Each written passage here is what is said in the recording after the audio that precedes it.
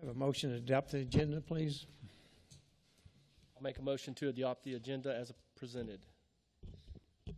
Okay, we have a motion and a second. All those in favor, say aye. Aye. Okay, opposed? Okay. Awards and recognition. And Peter, you want to come up?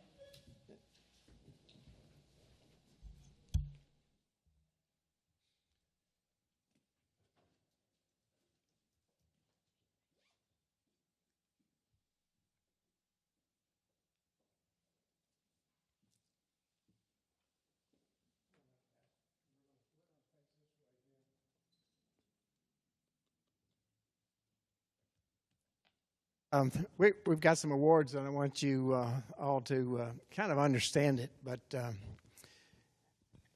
anybody know what happens when you flush your little handle on your toilet? We kind of take it for granted, don't we? There's so much behind it. And this city, this year, I signed for a loan for $42 million just to make it better, make it bigger, and the capacity up to 2.2 million gallons a day. That's huge. And behind the scenes, some of these guys, we never see them. They're all stuck only about 3 or 4 blocks away, but it's a long ways. But I'm telling you, there's a lot of work going on there. Every day at night, there's somebody monitoring that. And some of this recognition, again, we need to do more of that so everybody understands what's going on. It's just unbelievable. And again, it's things that we just take for granted every day. But if that doesn't work, we'd all have to be asking, or calling the city. We don't answer the phone at night. I hope it's during the day. So, but anyway, I want to introduce you to Peter Warner. He's our head of the whole operation, and I'm going to let him, because we've got a couple of awards and recognition that we want to do tonight. So, Peter. Thank you.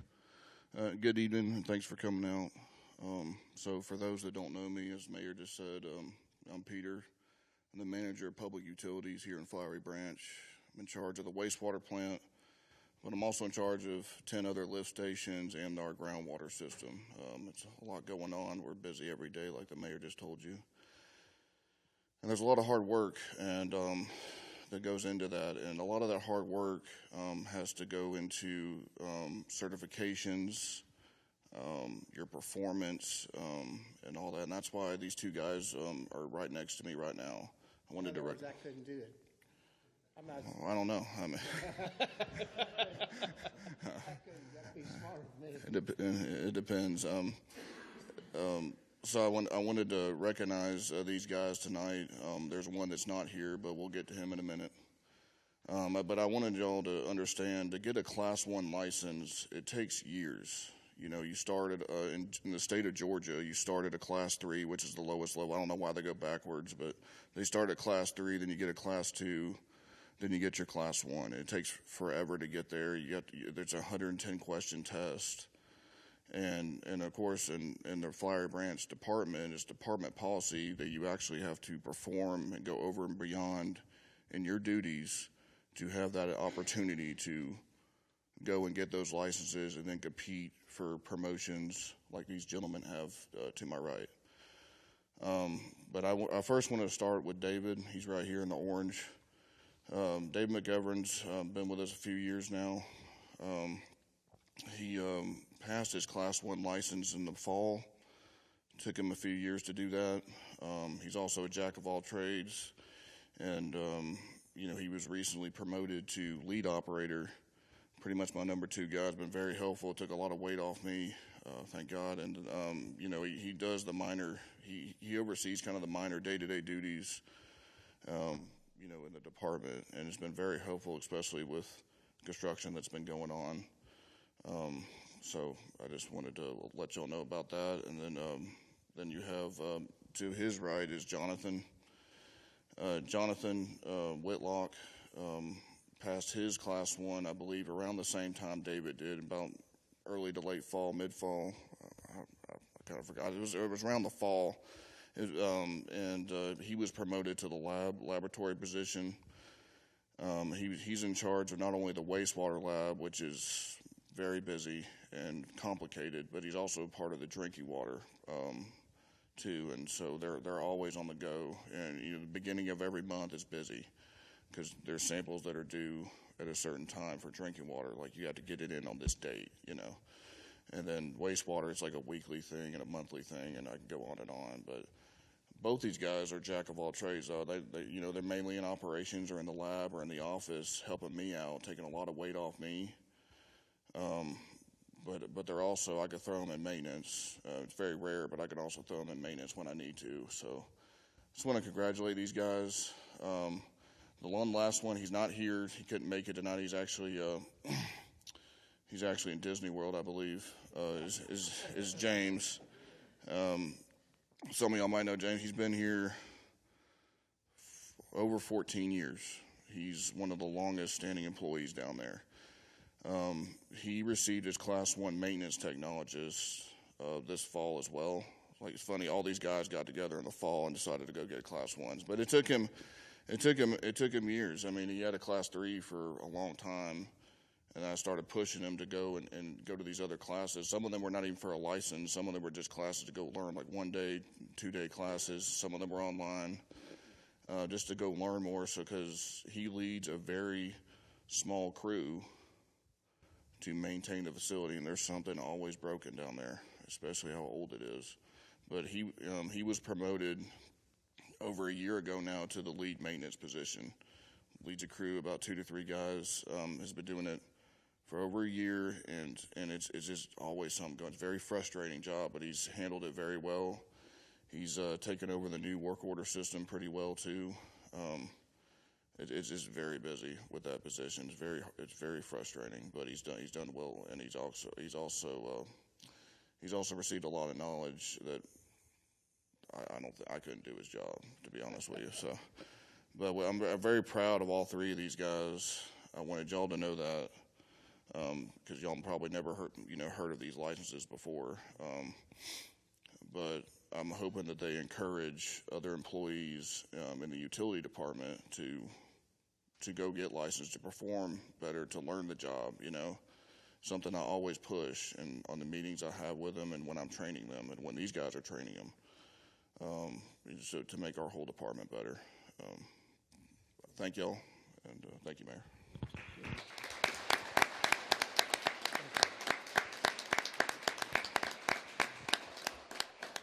It's just a lot more complicated than we know and think about, even myself. Hey, guys. Yeah, not too late. Slide over just a little bit. Okay. All of you in the back, y'all smile.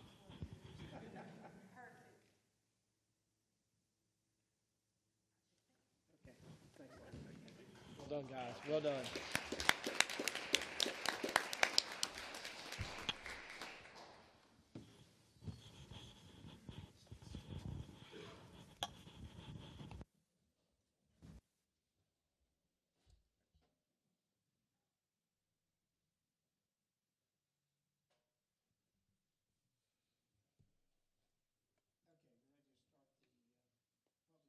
Public hearing and unfinished business in the work session, and is considering the second reading of ordinance 730. Good evening, Mayor and Council. This is the second reading for ordinance 730, which is the conditional use permit for 5205 Railroad Avenue for the operation of the microbrewery. We presented this at a public hearing a month ago. Not really much has changed. If there's any questions or I could provide any more information on this project, I'll be glad to. I put it on discussion because in case we did want to have any discussion items tonight. One change that I will present to you guys are the conditions of approval. The city attorney had suggested that condition number 1, we can't expire CUPs. So if there is a motion for approval tonight, I'd like to strike condition number 1 off of the ordinance.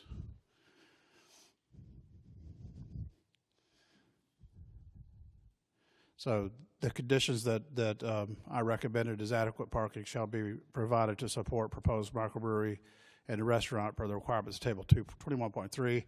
And if the applicant could get a shared parking agreement with a private entity, that would be great too.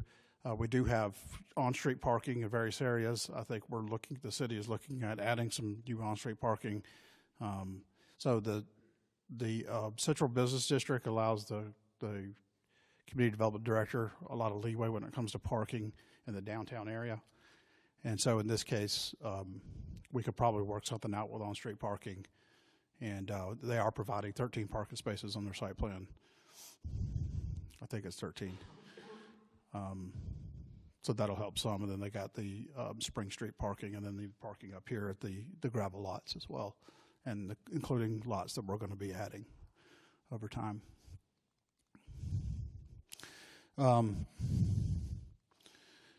The other conditions are all parking spaces proposed must be compliant to Article 21 as far as dimensional standards. The approval of the CUP does not provide approval of variances to federal, state, or local regulations. The applicant must ensure that the proper fire lanes, emergency access routes, and safety measures are in place in accordance with the local fire code and regulations. And the building plan shall be substantially similar to the area use breakdown provided by the applicant, and that's about 8,700 square feet for the total building. 2,000 square feet of that is for the brewery, 1,000 square feet for bathroom space, 4,900 square feet restaurant, and 800 square feet for mechanical. Any questions that I could help answer? The cut will stay with the property, not the. Yeah. Now we can. I think Ted said that we could put a renewal on that instead of expiring and make them renew it after 5 years or something like that, rather than an expiration. So.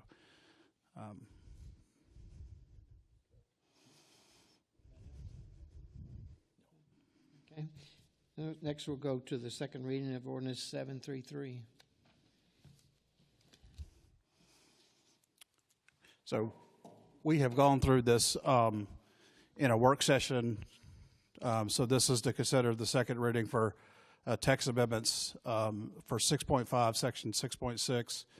And this is where we're going to add multi-unit residential, multifamily, then townhomes on their own zoning code. And as we were going through this, we had some dimensional standards that we placed as far as the townhomes and the multifamily. That kind of caused us to also have to go look into Article 12, because there's requirements in there for dimensional standards of townhomes that I had to change. For example, if we were doing 24-foot wides and 26-foot wides, I have to be consistent throughout the code and have to go into 12.6 and strike that out and replace it with 24s and 26s for, rear loaded like we wanted to do. So all that's done. And then I looked into the definitions in Article 2.1, and I placed that on all that on the agenda of how I had to change the definition. We didn't have a definition for townhomes. So I placed a definition there, and then I had to change the definition of multifamily to multi-units. And so all of that is just to be consistent with, throughout the code. And so I kind of provided some of this to show some of the strikeouts in section 12.6. Any question on the 733?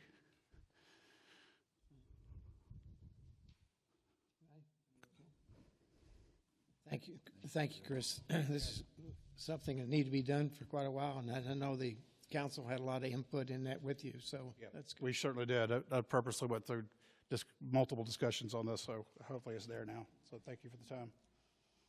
Thank you. We'll move to new business, the work session, update on the construction of the wastewater treatment plant. Thank you, Mr. Mayor. tonight we have Archer Western here, and Pavel Mayfield is here, and I believe he's going to introduce someone else, Addison, who is going to actually give the presentation tonight. Not quite the same accent, but according to Pavel, still quite an accent.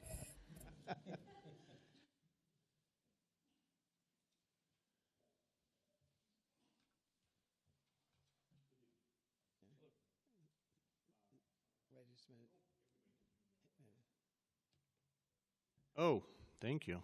Good evening once again. I hope everybody can hear me all right. Today we're here to provide a second update on the progress of the construction phase of the wastewater treatment plant expansion. But before I jump into that and introduce Edison, I wanted to say congrats to Peter and Bill on accomplishments of their operators and getting the licenses. Peter had mentioned that things are breaking. I got news for you. That's why we're here, to build things that will not break for years to come. And I'd like to say that we're doing a decent job and moving forward with the delivery of the project to you by the middle of next year. But at the same time, don't think that you can actually cut costs by letting some of those people go, operators, because you will be getting state-of-the-art equipment installed that will make your effluent from the treatment plant much cleaner, and the equipment is going to be much more efficient. But at the same time, it will require still maintenance. It will also require oversight. So the fact that Peter's people are getting smarter, getting licensed, is actually a great benefit to the city. So on that, congrats to all of you. And with that in mind, as Tanya had mentioned, that you're probably tired of my accent, so I decided to spice things up a little bit.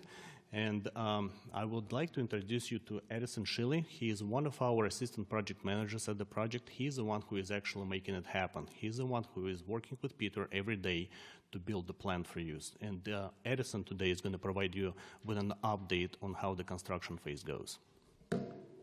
Edison?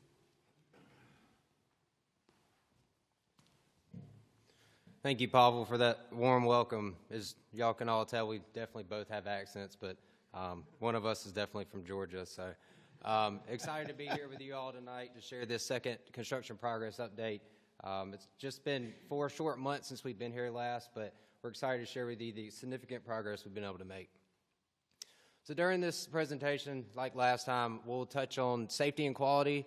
I'll provide you some project status as it relates to construction activities, give you a high-level overview of the construction schedule, provide some progress photos to you all so you can see our progress, and finally close with the project financials.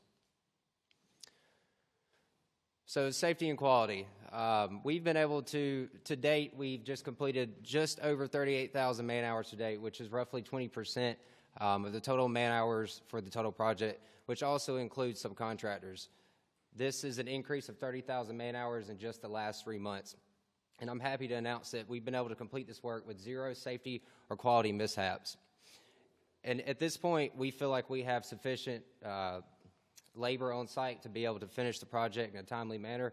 We do anticipate bringing on some additional mechanical crews and subcontractors to progress work even faster during these more favorable summer months. So to give you some project status updates as it relates to this construction activities, I'm happy to announce that we've completed the early works project, which includes the installation of aerators and mixing equipment at the EQ tank, as well as the dewater and belt press. And I'm sure that Peter can speak for this.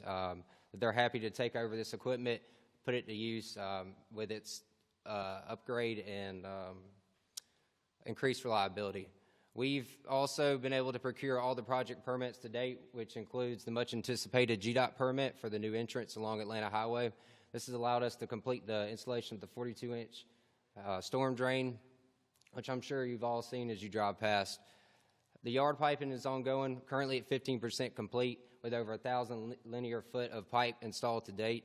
Concrete is over 50% complete, which is truly impressive. We've been able to complete this in just 6 months under less than favorable weather conditions.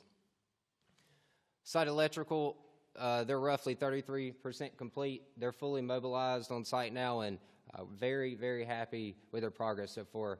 I don't think we've worked with these subcontractors before, but they are proven that they're up for the task.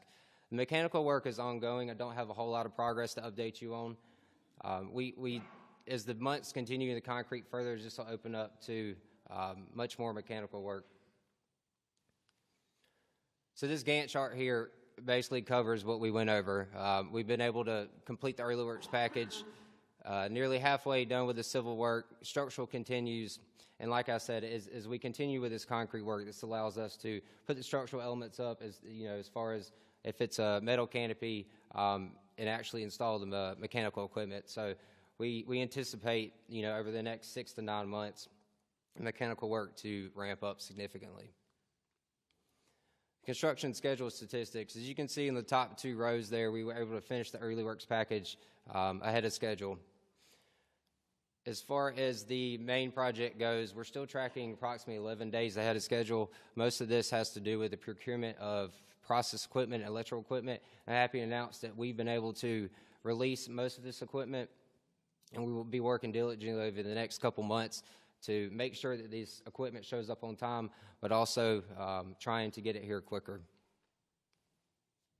So at this point, I'd like to share some progress photos with you. This is a general overview of the site here. As you can see, the photo on the left from the last update, the larger concrete structure on the left there is the biobasin. It's where the majority of the concrete is going in. What you can't see here is the impressive amount of underground utilities and electrical duct banks that have been completed and backfilled. So like I said, this is the biobasin. You can see from our last progress update in late November, we had finished our excavation and had just begun on our first concrete pours. The picture on the right was taken last week, and we have had some significant progress over the last couple months. I don't think this picture does justice to what the structure is. These are over 20-foot walls here, and most of this concrete work has been completed in-house by Archer Western employees, which I think is a true testament to the skilled craft workers that we hire, which in some cases is what Archer Western is known for. We have our last concrete pour for this structure next week, and we've already begun leak testing this structure. So once this is complete, we'll backfill this and be able to pour an additional slab where you see the rebar and formwork there, which houses most of the mechanical equipment for the membrane system. Pictured here is a headworks facility and EQI pump station. As you can see, the small square there was the first slab pour for the EQI pump station. The rebar there that you see is for the walls. It's pre-tied, ready to go in. We anticipate being able to install this and pour it within the next few weeks. That will allow us to backfill the structure, leak test it like the biobasin, and move to the headworks facility.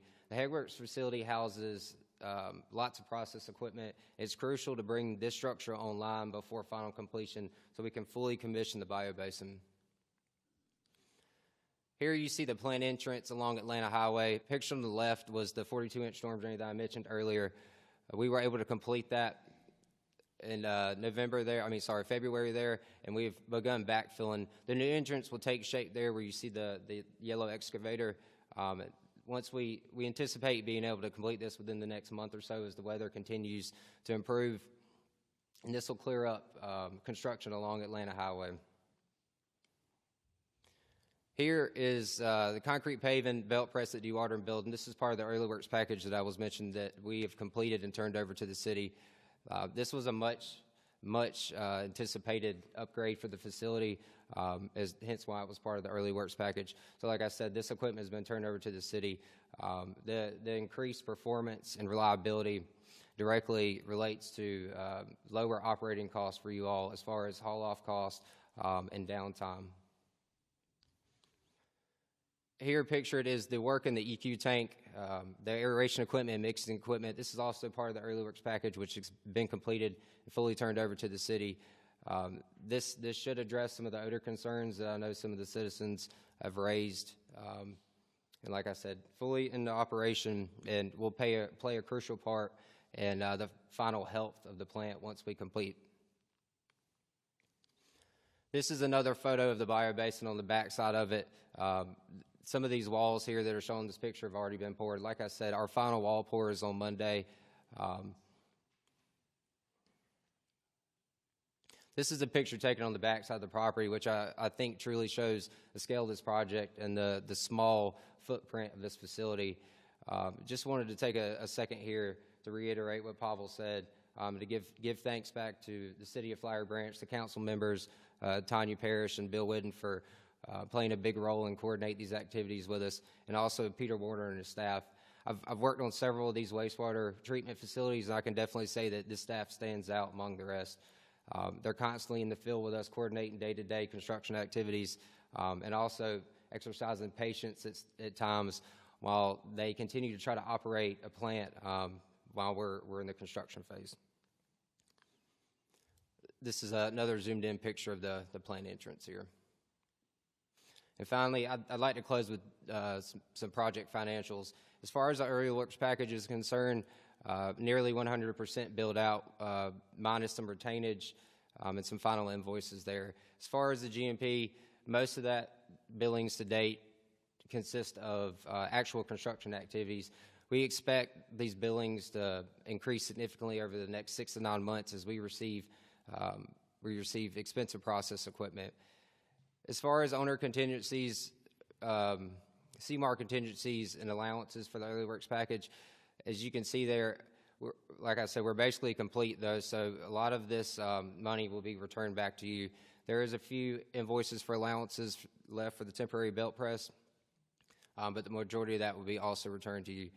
As far as the GMP project, the larger project goes, we're work every day with your design firm and also the City of Flowery Branch to make sure we're mitigating these risks and only using this money when absolutely necessary to make upgrades or perfect an already great design from ESG. So I'd like to open it up to questions.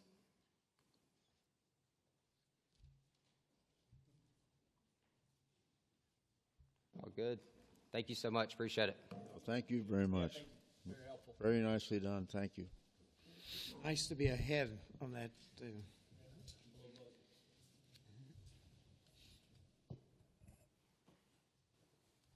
Next is the discussion of timed parking spaces on Main Street and Pine Street. Thank you, Mr. Mayor. I'll just sort of start this off with an introduction. There's been some discussion about the need for timed parking spots along Main Street, both blocks of Main Street, as well as the one block of Pine Street between Church Street and Railroad Avenue. So the discussion has been perhaps 2-hour parking, and if you all would like to discuss that amongst yourselves, if tonight y'all come sort of to a consensus, we can put that in the works, and if not, we can continue to discuss it over time if you would like. Let me just open it up now to anyone. First of all, what do you think about it? 2 hours was the number we came up with, because that, when you see downtowns and that, 2 hours is about the most you see for any one area, and sometimes they put a time frame that would go, and not, like at night it wouldn't matter. But maybe, may I ask? I think it's a great idea. I think 2 hours should be sufficient time to have a meal somewhere or a shop. The question that came up as I was reviewing it is how do you police it? Will we police it, or is it the honor system?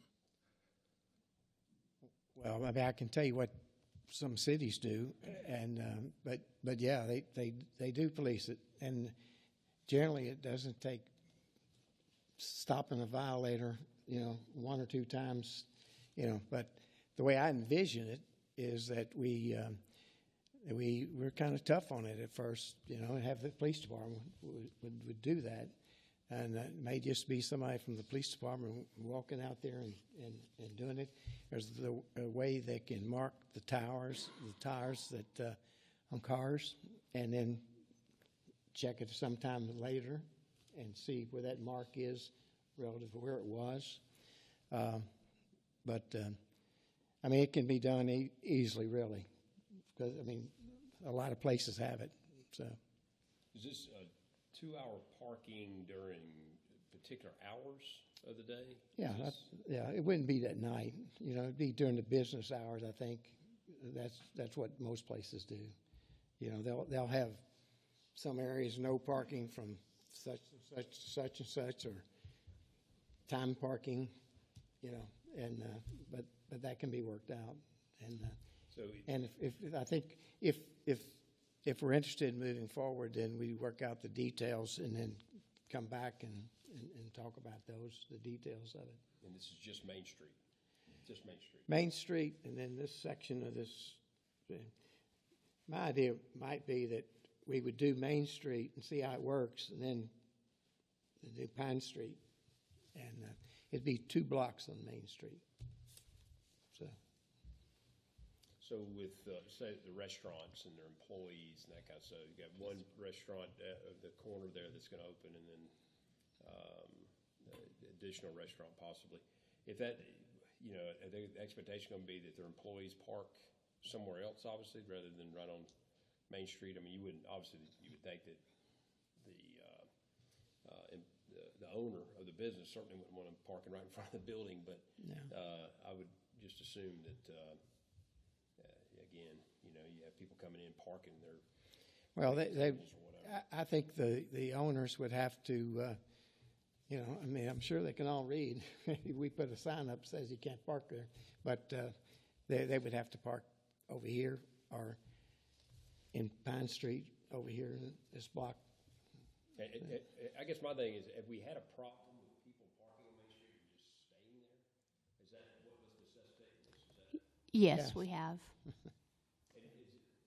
they just park there and then just. As long as they Where want. do Where do they go for all this stuff? Some of those are employees. Okay, some of them employees are. Absolutely. parking. Actually, if you drive by after we wrap up tonight, depending on how late it is, take a look. And everybody's closed, but there'll be cars parked there.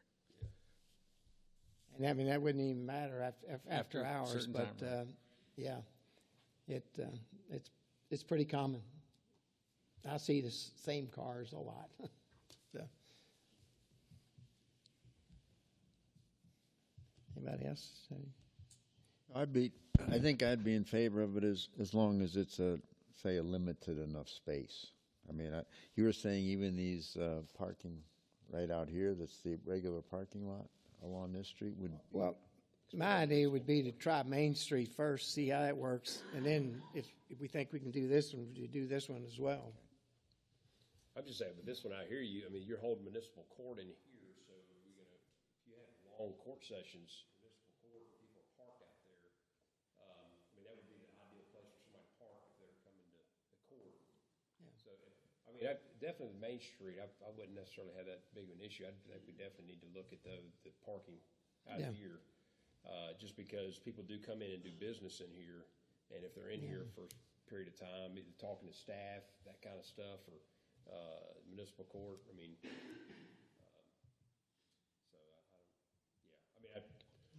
I don't know. look into. We don't have many 2-hour meetings, I don't think. I believe it starts at 1.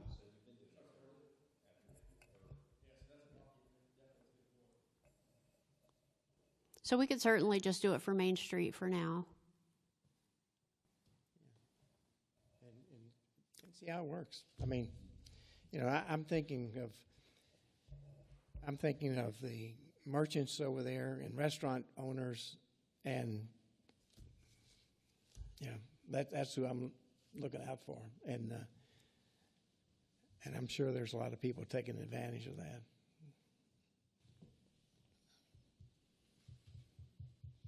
Anybody else? No. Okay. Then we'll work on it and bring the details at another date then. Okay. Okay. Next is consider resolution 25-002.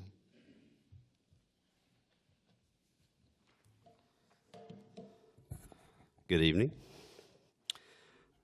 Sometime a while back when we were discussing our investment earnings for the year, there was some mention of looking at the investment policy and potentially increasing the long-term holdings percentage. Currently under our current investment policy, we have a provision in our policy that limits the holding of any investments longer than 12 months to 20%.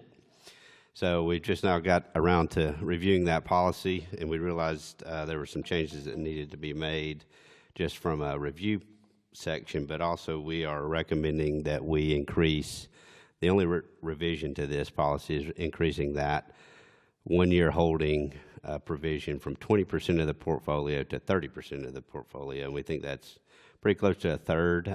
Obviously, we would keep our liquidity in review and make sure that was appropriate. Any of our investment holdings right now are CDs, so they can be we can sell those at any point and not risk any of the principal of that if we needed to. So that's what we're recommending tonight. Also in the policy, you should have it in front of you in your packet there, and you can see that change on page 8 of the policy, where it says no more than 30% of the portfolio may be invested beyond 12 months, and the weighted average of the portfolio shall never exceed 5 years. So we're just recommending going from 20 to 30%. And also, one revision on page 9, the policy currently states that it will be reviewed every 1 year, and we're recommending changing that to 5 years to be consistent with a majority of our other policies. Are there any questions for me? You've handled that money pretty good so far. No.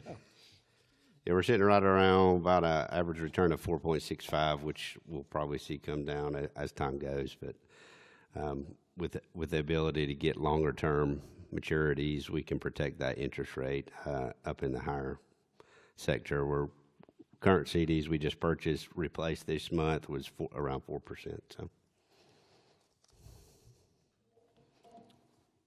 thank you. Thanks, man.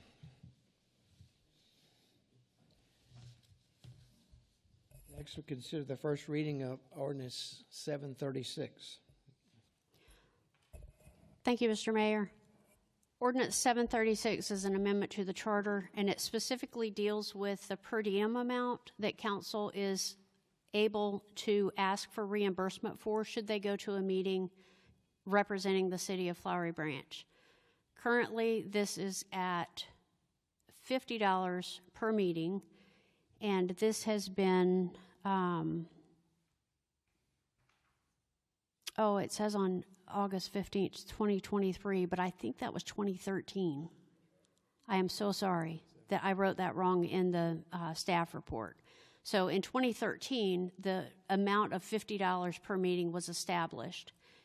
And most recently, I will let you know that your mayor was sitting at a meeting that he is the chair of the meeting for the Greater Hall Metropolitan Planning Organization, sitting next to the mayor of another municipality in the county that didn't have to travel nearly as far as our mayor had to travel. And the other mayor was getting $150 for that meeting, while our mayor was getting $50 for that meeting, should he choose to ask for reimbursement for it. So the recommendation is, so we looked at all of the other surrounding municipalities and counties, and the average is between $100 and $150 per meeting. So the recommendation is to go from $50 to $100 per meeting, and to go from allowing mayor and council to submit for up to 5 meetings per month to allow them to submit to up to 8 now. And that would be effective Sorry. 1/1/26. 1/1/26. If the ordinance were to pass, the effective date is 1/1/26, which must be that way because of state law. Any other discussion? Okay. All right, we're moving right along. Consider the approval of Tyler Enterprise permitting and licensing proposal. So early on in the year, around January, I wanted to make some changes to our tracking system. So I set up a meeting with a current user that we have, and they were incapable of doing some of the stuff that we're wanting to do. the reporting is very limited, and you have to do conversions in Excel, and it's just, it's not a very great system. So I talked to Matt. We had a system called Intergov before, and it was changed over. We would like to go back to that and get rid of what we're using now. And what I tried to do in my executive summary is kind of provide the benefits that this Tyler Enterprises software provides. Mainly, it's the communication through different departments, financial reportings back and forth on a daily basis, and then the reports that I could provide for you guys. I could break things down into locations. It's GIS based, so we could do heat maps of development to kind of show where things are trending, where they're going. And just about any kind of report you could think of, I could provide it back to you guys, and for my own internal knowledge. And but just we think the integration of the GIS component allow us to have things published on the internet. It has a component for online submittals, and we can go through fully electronic reviews without getting a single roll of plans, hopefully in the future. I have to work with Hall County Fire and NRCS. Sometimes they want paper copies, but other than that, I think we could probably go. And what we like about it is it's user-friendly portal, and it allows the applicants and to have services offering anytime, anywhere, because of the web-based. Jackson County uses this service, and I was on the other side of the table submitting engineering plans, and it really works well whenever I was permitting there. So I think our clients will like it. So I've got Matt here to talk about the software's proposal, Tyler's proposal that they provided us. Any questions on the actual use, planning and zoning?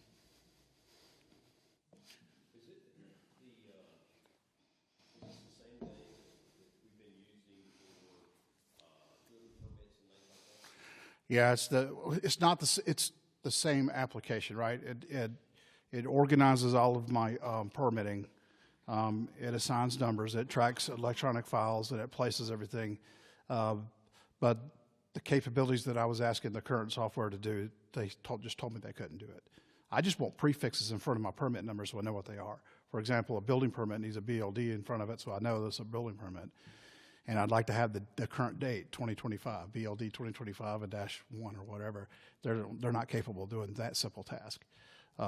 So this is highly customizable. They can gear it towards our needs. And I think it's a much better system. I'm going to let Matt talk about the communications and how we have to transfer financials today compared to what will happen, because we'll be on the same system too. That's a much better system. Did you say that we had this system previously? It appears that we did. Now, that predates me, of course. And I think Patty was here when it was implemented, yeah. And it's gotten better over time. But I think when Clark Patterson came here, for some reason, they wanted to change it to the current system, and I want to change it back. Yeah. And so we're getting rid of one system. Yes. Yeah. I'm going to have to get a data transfer from the old system, and Tyler will take that data that I built, and then they'll put it into the Intergov. So I'm not losing any data, and I don't have to pay these guys anymore. So it's a switch of services. Well, in this process, are you going to talk about what we are paying now, as opposed to? Okay, thank you. We got the financial guy talk about that, right? Yeah, this product he's talking about. We currently use Tyler Technologies ERP Pro financial system, and this is another Tyler product, so it'll be fully integrated with our financials. One thing we've lost is on the financial side is when they do plans and things like that, payments, all that stuff. We've lost the capture of the image, and so when we have to go look for things for audit purposes, we cannot find that. So we have to go to Patty, and she has to pull them paper. Or pull it out of that other system. This will be fully integrated. When they take all that data and all those images will be attached to that one occurrence, so we'll be able to pull it and find it, which I think is a better, more efficient way of doing things. When we need to find data, we can go right into the GL code or the vendor or the applicant and find that information. If the auditors are requesting it, we can just point them to it and they can go pull it, and it saves a lot of time in the audit process. In terms of the financials, though, So I think currently we pay $18,000, I think, a year. With this full integration, with all the portals that it provides to the applicant and the efficiencies it'll provide to us, it'll be a reoccurring fee of $43,000. So that's an increase of about $25,000 annually. In terms of the full integration cost, and this is a reduced cost because we are a current client and they were able to use some of our old data. When we were on this system to begin with, the total cost of the full implementation for the planning software, the My Civic portal, and we need to talk about one other thing, the Tyler Payments portal will be a total cost, one-time cost of $110,000, which will be paid out of our capital program from the general fund. But on an annual basis, it'll be a total increase of about $25,000 annually. Real quick, Matt. Yes. In the quote though, was it 110,000 included 1 year's worth of 43? Correct. So it's really 60-some thousand for the software, and 43,000 for the first year. So 110 now, or is that? Yeah, the 110 includes the annual payment for the software, and then the data conversion and the training and all that stuff. I think the total, if you look at on page 3, it shows all those costs. So that SaaS, that's total SaaS or SaaS and services. That's the implementation cost for the data conversion and all that stuff. Right. And but that was like the 60,000. Right. Okay, so it was about 110 for the first year. Correct. And then 12 months from now, we own 43,000. Right. And then the travel and expenses, that's just based on the training, and we think it probably won't be the full cost of $6,000 because we've already used the system. So that'll be some savings there.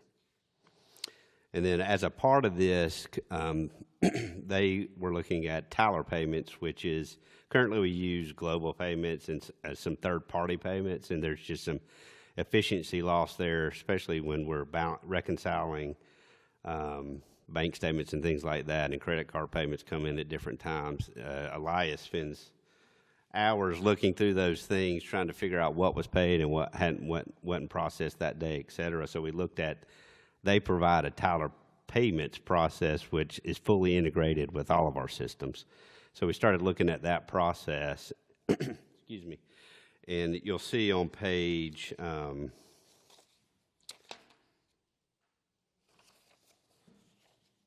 see which page it is.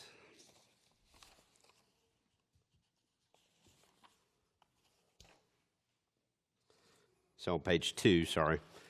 So for the planning side, you just see the fees, and there's no cost to us to implement this. It's just a convenience, or like when you use your credit card, you get a fee, and you can see those fees there. For the planning side is 3.95% if you use your credit card. But one thing that we'll be gaining from using this that we don't have now is an e-check, which is kind of like an ACH. And we get requests all the time for, do you have an e-check? Because it's a lower fee than that 3.95%. So by going to this Tyler Payments, we'll gain that access, and someone can choose to do an e-check, and it's just a flat fee of $1.95 as opposed to a 3.95% fee. So that's on the planning side. We're also looking at using it for all of our other payments, for utility bills and property tax payments, et cetera. And since we have more transactions under that way, our fee structure would be 3.5%. So one thing to consider is currently if you use a credit card, you pay a 3% fee. This would go to 3.5%. But we will be gaining that e-check function, so a lot of those people will be able to choose that function and pay the $1.95 fee as opposed to 3 or 3.5%. But one other benefit for the Tyler Payments is it consolidates all those payments. So say you have an individual that wants to come in and pay for a permit license and pay their property tax or pay their utility bill. They can see that all in one platform, and it's almost like a cart system where, like, if you go on Amazon, you put a bunch of stuff in your cart and you can pay for it all at one time. This system will do that. It also will include Apple Pay and Tap to Pay, which we don't have those capabilities now.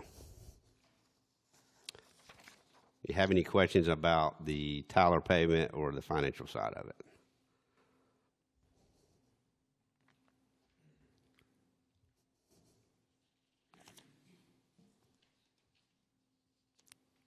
Okay, all right, just, because that then is included in the whole process. Yes. Because, I mean, the title of it said, like, licensing and permitting software.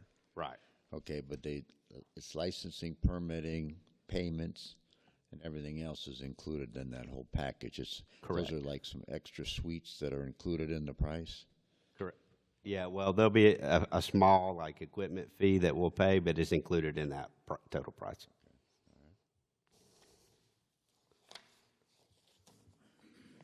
I don't know if it was you or Chris said that we're going back to the system we had. The other system, it didn't consolidate all that. And no, we actually learned well, I think they've done a lot of work on it from what and we weren't using the full system the last time we had it. okay. So this is it. I don't remember it being that way. So Yeah.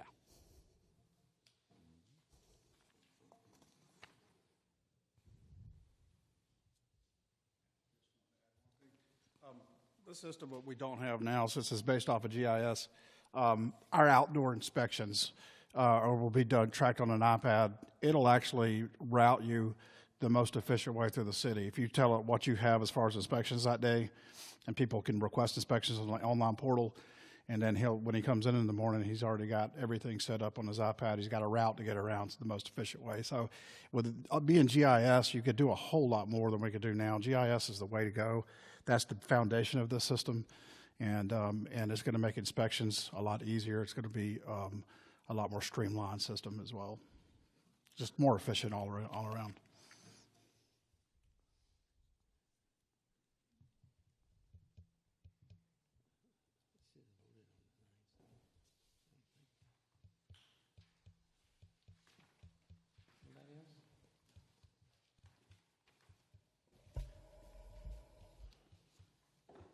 we go to department reports.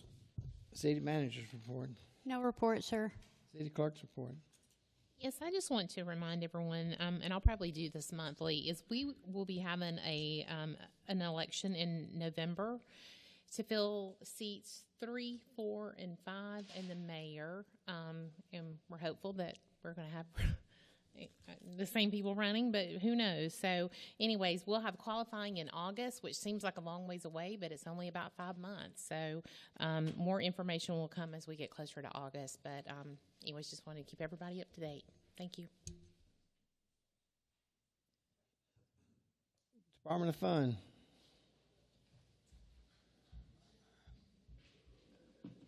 Good evening, everyone.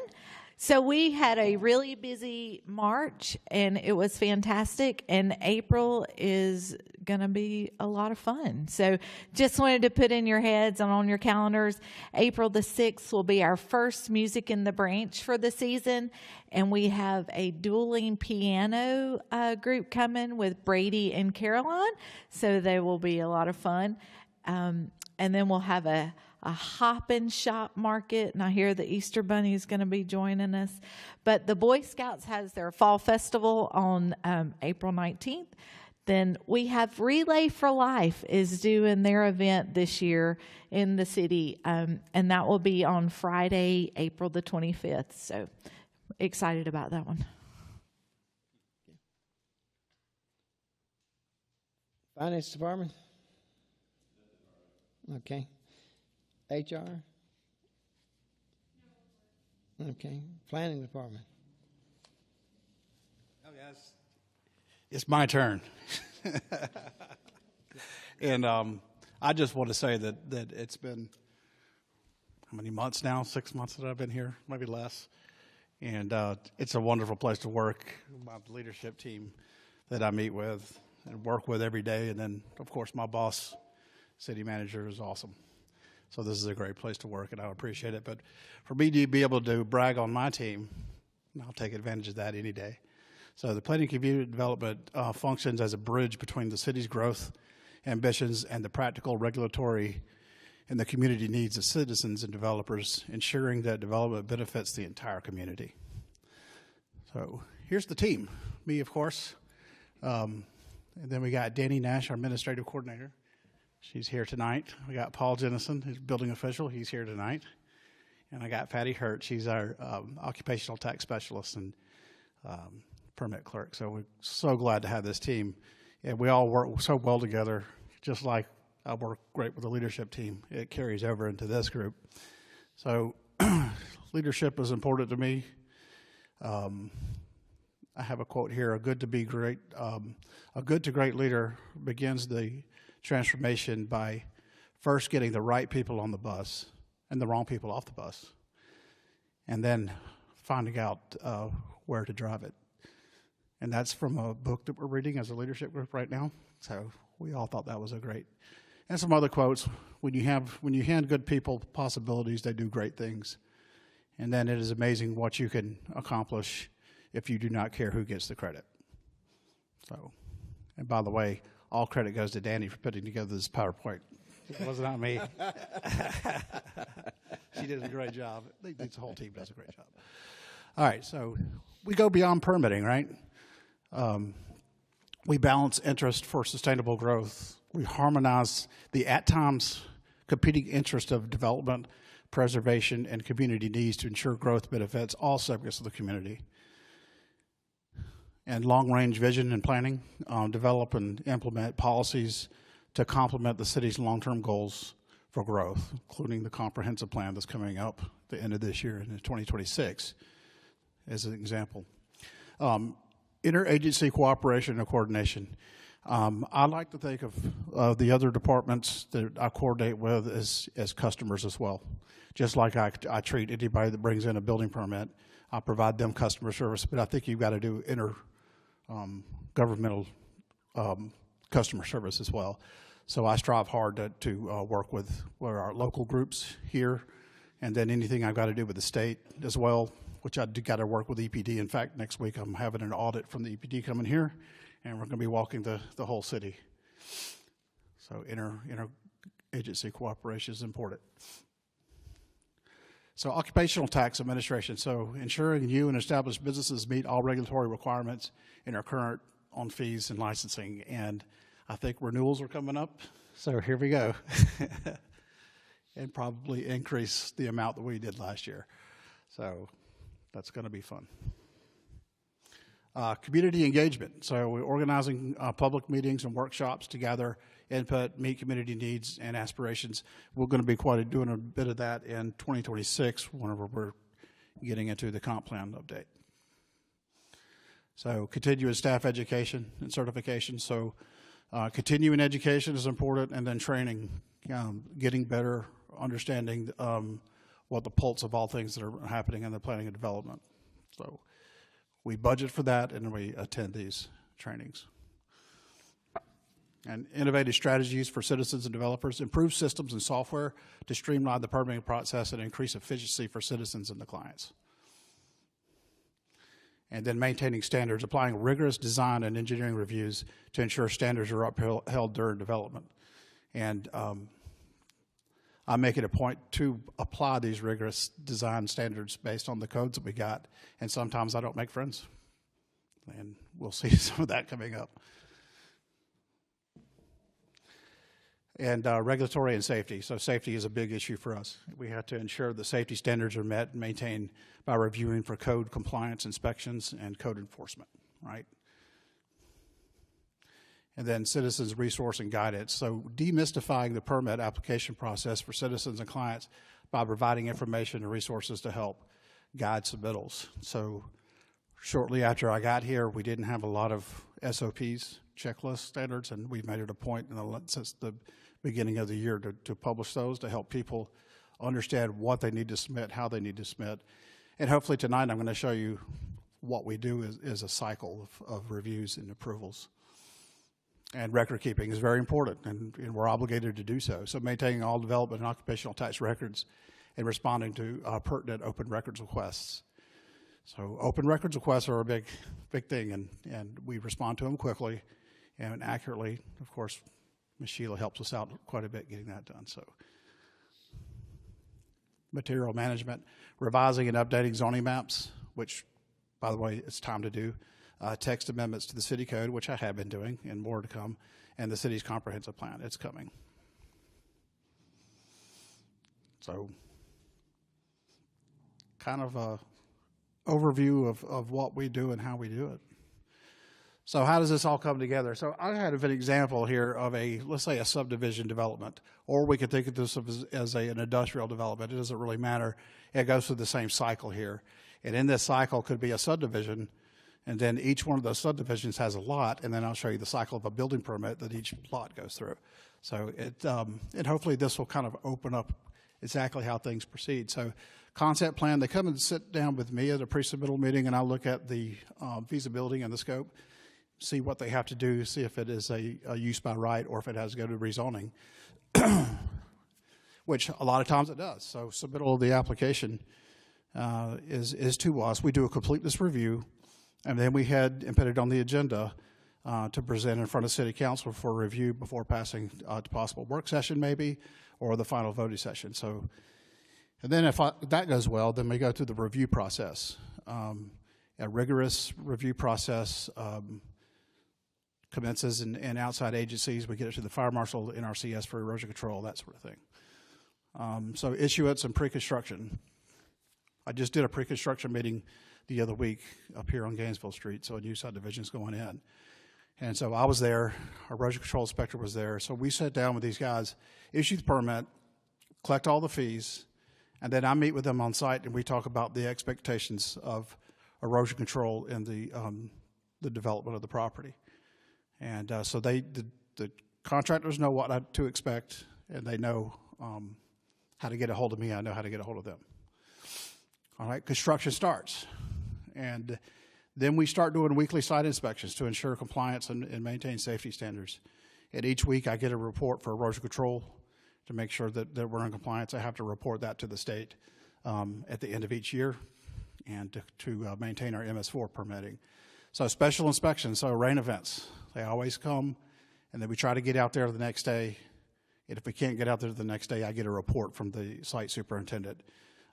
So unexpected topography sometimes, and then other issues that may trigger extra inspections. And I will go out to a site and I will do site inspections. I have no problem putting boots on and getting out there, and I do.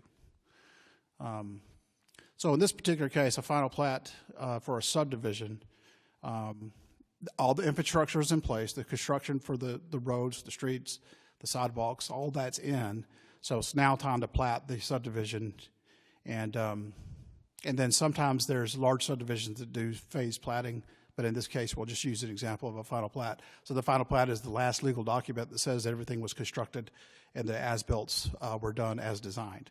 So we'll take a look at that and make sure that we get it. We collect all the bonds at this point, performance bonds, and then we issue the final plat. And then if they're public streets, eventually we have to bring it to you guys to accept the public streets. So that's a subdivision. So in each subdivision, you're going to have a building permit. And let's say we have 100 lots. That means there's going to be at least 10 inspections per lot. So you can see how that calculates right now with one person doing inspections. So concept plan to submittal application for the building permit. Right, completeness review for that. We review the process, make sure that they have everything they need. They're in compliance. For subdivisions, I make sure that the architecture is to our standards. And then we move on to maybe a revision, and then we issue the building permit, collect the fees, and then calculated and payment instructions are sent to client.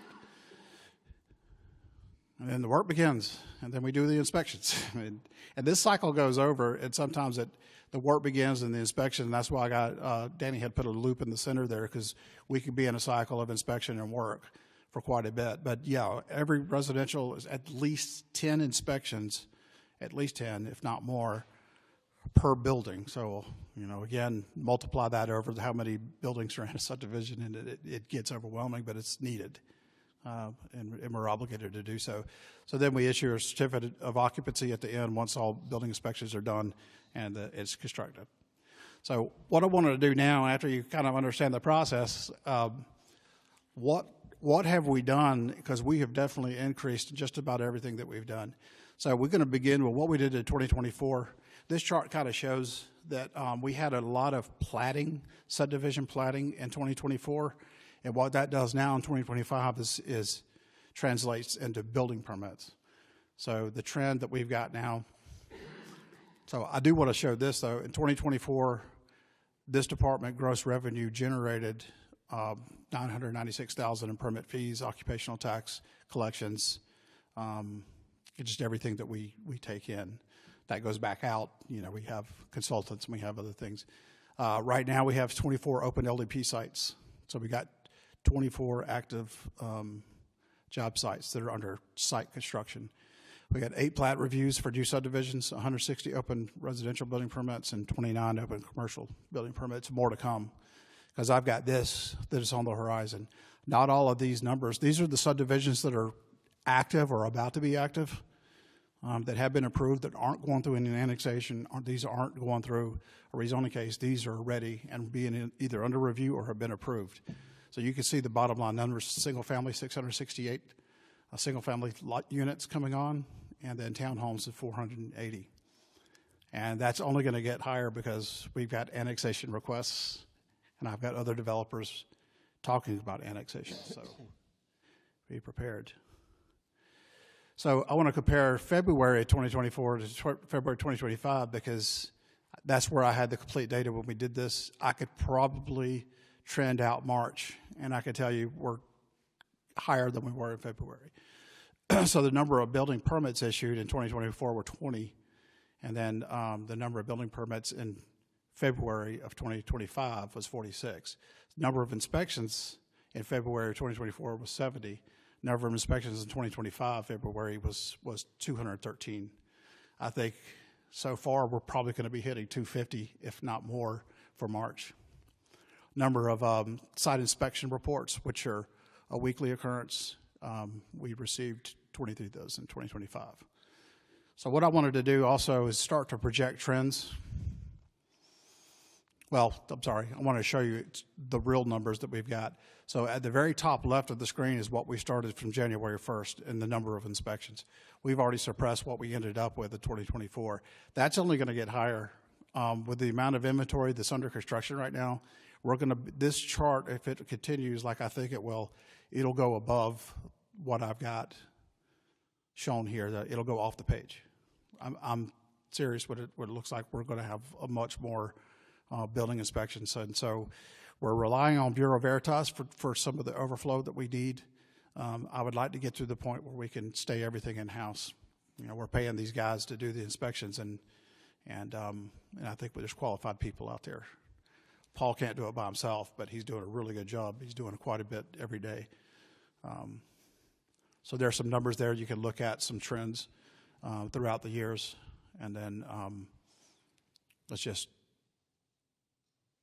yeah, that kind of helps there. So 2024, we got real numbers for that, for the number of building and site inspections. And I will say that the green for March, which is next to the February 25, if I put the actual numbers in I've got so far, it'll be exceeding February. So this is a conservative outlook for 2025. I think there could be a spike in there at the end. If the annexations do get approved, they do get final platted, and we start pulling permits for those. There's probably some other building permits that are going to be issued as well that's already in place. So this is a conservative outlook. I think it's going to get stronger.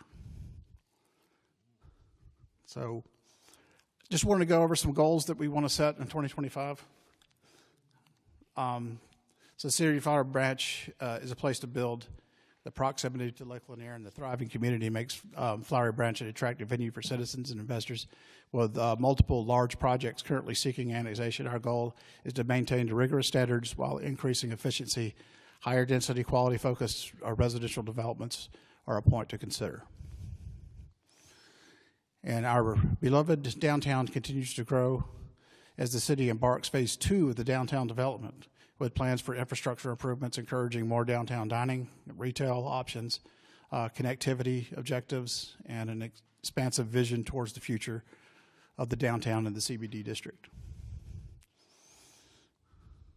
And then a complete overhaul of the city's comprehensive plan is underway for 2025 and 2026, so allowing the opportunity to revisit and refine the long-range vision of the city and to evolve the community and the shaping of that vision, applying to Flowery Branch, Planned First Community. So we're going to apply for this Planned First Community, and that's coming up next month, and to increase community access to resources and grants. So if we qualify for that, then we're going to have access to more grants. Updating our landscape ordinance, I want to take a look at that this year in an effort to celebrate the natural beauty of Flowery Branch and to help balance the development needs with the community desires. Seeking designation as a Tree City USA through the Arbor Day Foundation would bring recognition and community resources to our beautiful city. So I'm not done with the text amendments. So those are going to come. But I do want to take a real hard look at the landscape ordinance. I think there's some improvements to be there. And so that'll be a good exercise for us to go through. And that's it.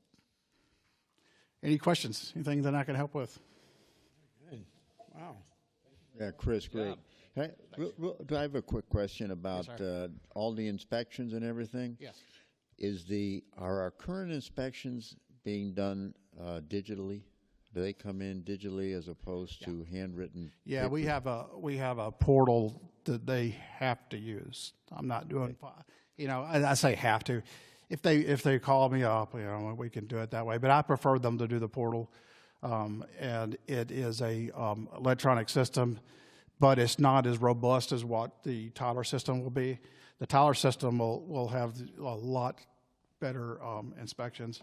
Now, for site inspections, I just go there, and then they don't know I'm coming, and I just show up and I kind of take a look at things. So, but building inspections we do have to schedule because we need to know what type of construction they're doing, when they're doing it, because residential homes are inspected. That's how you review is through inspections. We don't have architectural plans or anything, but yeah, it's electronic, and I think we can get better though, more efficient, more robust, and faster. And that's what you're hoping for also with the Tyler system, that these will be a lot easier to access when you're looking back at what happened in inspections. Yeah, you can look at your whole history on the system. This system we've got now, probably not. I don't think you can go back and look what you passed, what's failed, but we also mark that up in the field. We mark their cards up when we're out there so they know what the history is. But the new system would be better. And we do next day inspections. So if they request it by the end of the day, we're out there the next day. I want to continue that. With the trends moving up and up and up like this, that's going to be difficult to do with what we got currently. So, we're going through the budget process, and so you'll see a request there. But I don't see it. I think we've done the highest amount of inspections the city has ever done at this moment in time in March, and it's only going to get higher. Yep. Chris, I had a couple questions. Yes, sir. So looking at your charts, and those were helpful as far as the number of inspections. Looks like you were trending toward 300. Is that like up per month? Yes. Oh, we're going to get there. Then if you look at the 1,000 units that we have, one of your earlier maps said 1,000 units that are basically in the pipeline at 10 inspections, 300, that's 30. Basically, you can inspect 30 units a month, and we've got almost 3 years of stuff in the pipeline when it comes to capacity of what we can currently do. So I think that's helpful to let us know, what we have on the horizon as far as, we're going to have a lot of inspections. It's important that we get these done, so the houses are done right, and they meet the standards and the variances that we put in these projects and stuff. So I just want to commend you guys on doing that. And I will say that Flowery Branch has some hefty standards when it comes to architectural And that's something I've got to look at when every permit comes in. I ensure that they are meeting those standards. If you put them in conditions, or we just got them in Article 12.6, and I just go through there and I look at them and make sure that they're meeting compliance. But yeah, you're absolutely right. And the next day inspections are important for us. You know, that's something that's a goal that I don't want to have 2-day-old inspections. These guys have to get past that plumbing rough or something. We got to get them moving, get them built, get them CO'd. Yeah. And I think the revenue intake on that, I think the purpose of permitting and having permit fees is to help pay for the services that we do. So, you know, we do take in quite a bit of permit income for fees and for impact fees as well. So we take in the impact fees on our side as well, and so that's why that number is up there as well. So, all right. Thanks, guys. Thanks, Chris.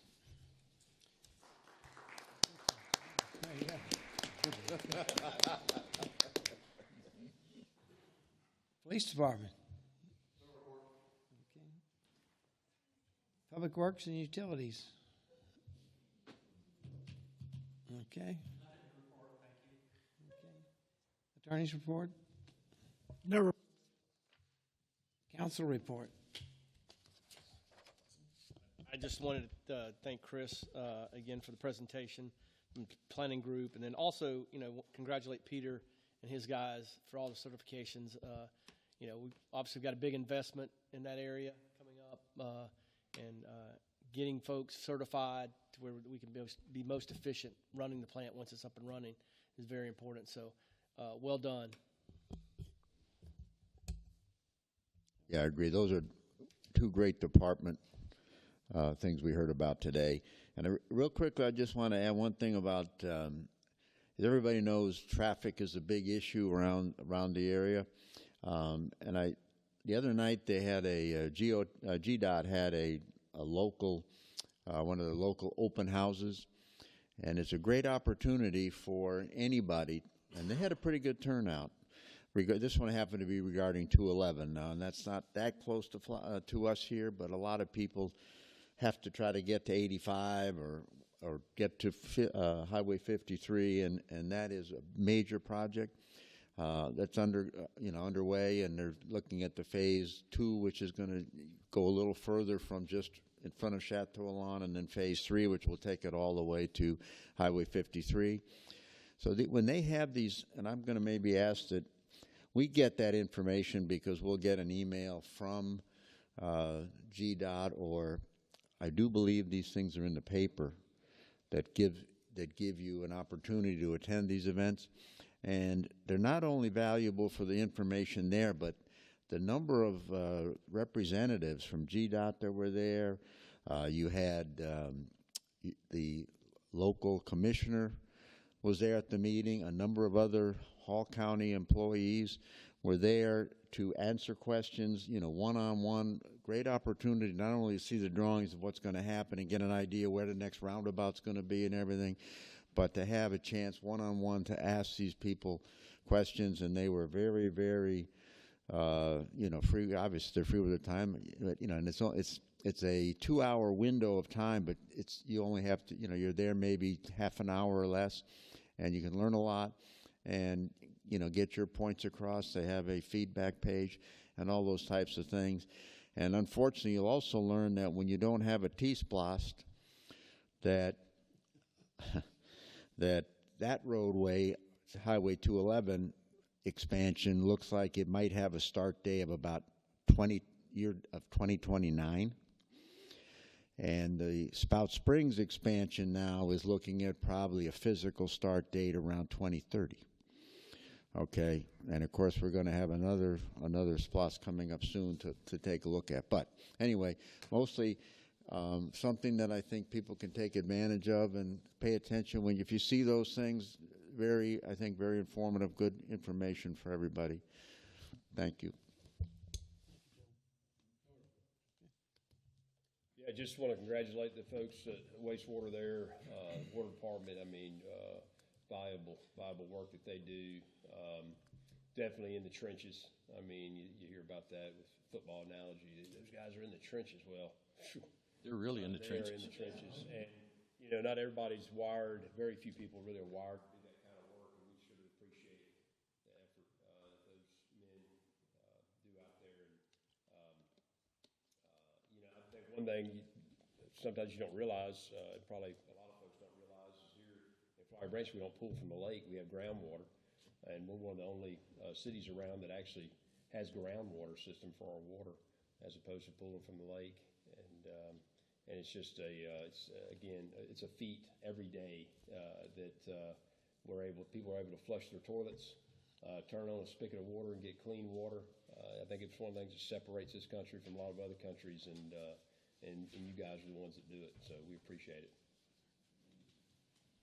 Nothing to report. I just want to echo that. I think the council has said it well. We appreciate all of you and all the energy and commitment you give us every day. Attorney's report. No, we're already down to the council's report. Okay. So, all right, we'll adjourn the work session, go to the voting section, and we'll call it to order. Public comments. There was no one that signed up to speak. And next we'll go to the consent agenda. I'll make a motion to approve the consent agenda. Okay, we have a motion and a second. Is there any discussion on this? Okay, all those in favor say aye. Aye. Opposed? Okay, passes. Go into unfinished business. We consider the second reading of ordinance 730, which is a conditional use permit for our microbrewery. Ordinance 730, this is the second and final reading.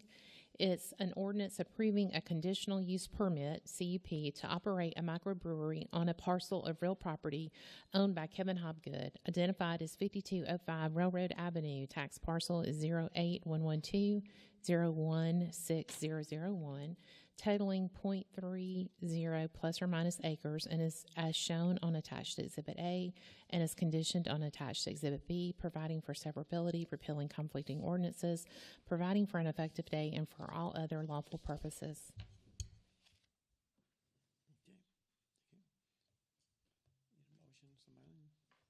I'll make a motion to approve the second reading of ordinance 730. Second. Motion and a second. Any more discussion? All those in favor say aye. Aye. Opposed? Mayor, as a reminder from the planning director, there should be a part of the motion to strike condition 1 of the conditional use permit.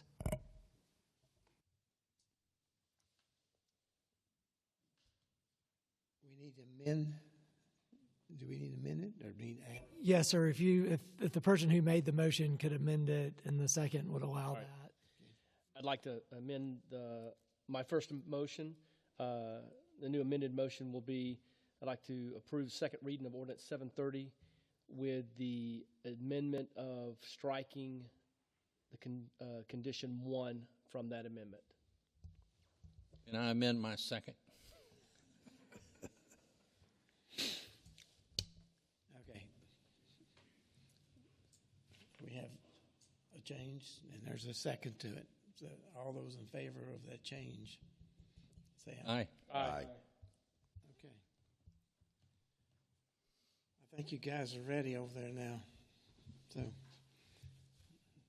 and part of the roof's falling off. I just thought to tell you that. Part of the roof's falling off, so that may be one of the first things you might want to do. So, all right. Consider the second reading of ordinance 733. Ordinance 733, this is the second and final reading, is an ordinance amending the zoning ordinance of the City of Flowery Branch, Georgia. Ordinance 733 to add section 6.5 SFTH, Single Family Attached Townhome District, and section 6.6 RMU, Residential Multi-Unit, within Article 6, to strike in its entirety Table 6.1, permitted and conditional uses in agricultural and conventional residential zoning districts, and Table 6.2, dimensional requirements for agricultural and conventional residential zoning districts within Article 6.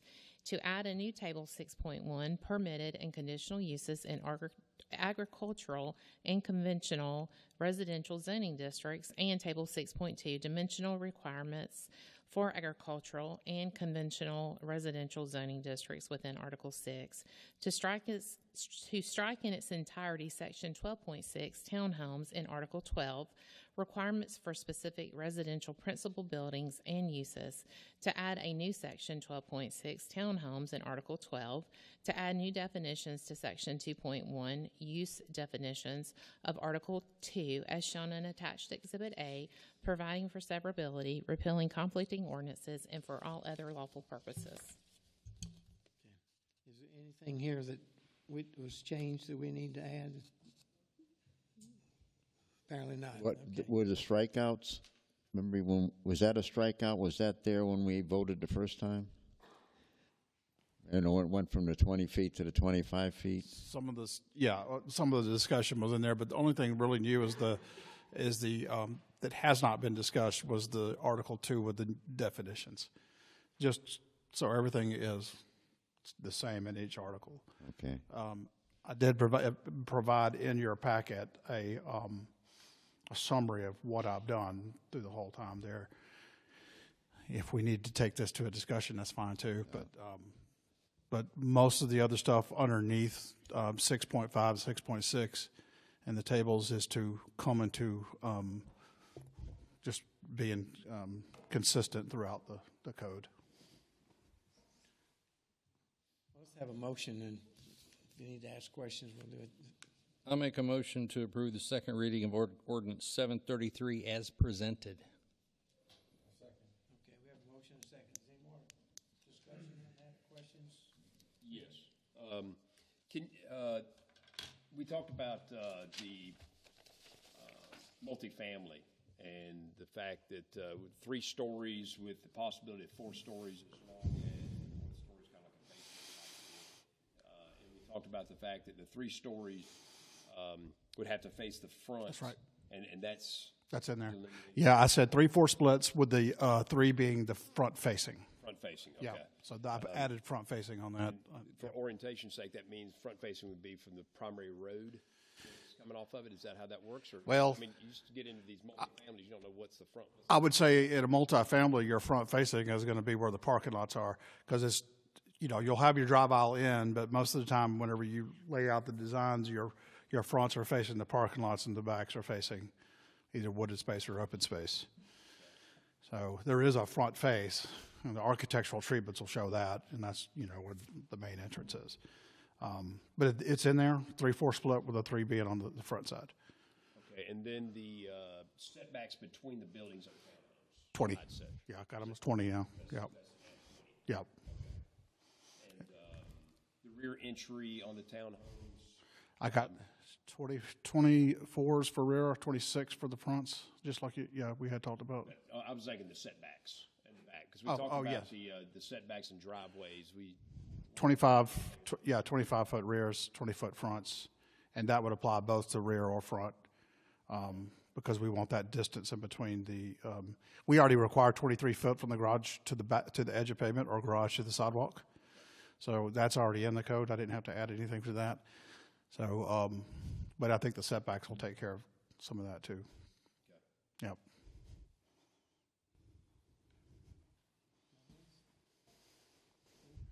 Thank you. Okay, we have a motion and a second. All those in favor say aye. Aye. Aye. Opposed? It passed. Next, under new business, consider resolution 25-002. We just need a Resolution 25-002 is a resolution to amend the City of Flowery branch investment policy. Okay. Somebody want to make a motion on that? Make a motion to approve resolution 25-002. Second. Okay, we have a motion and a second. Any more discussion? Okay, all those in favor say aye. Aye. Opposed? Okay. Next is the consideration of the first reading of ordinance 736.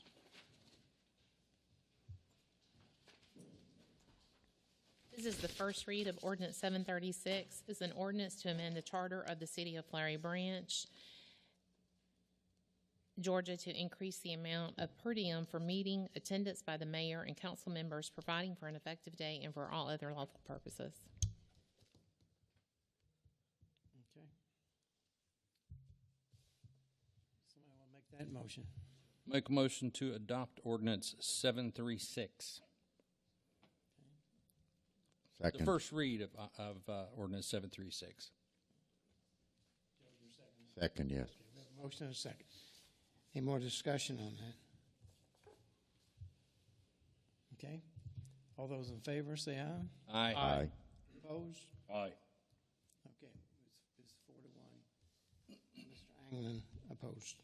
So, okay, it passed. The last one is the consideration the approval of Tyler Enterprise permitting and licensing proposal.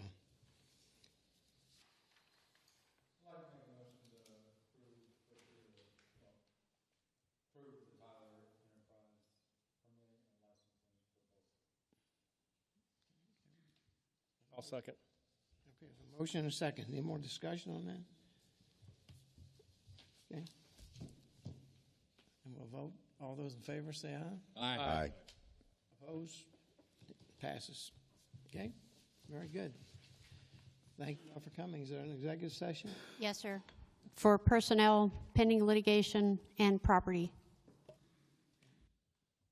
I'll make a motion to move into executive session for the purposes of personnel, pending litigation, and property. Second. Okay, all those in favor? Aye. Okay. Thank you all for coming tonight. You can stay there if you like. I'm not sure when we'll be back, but. Yeah.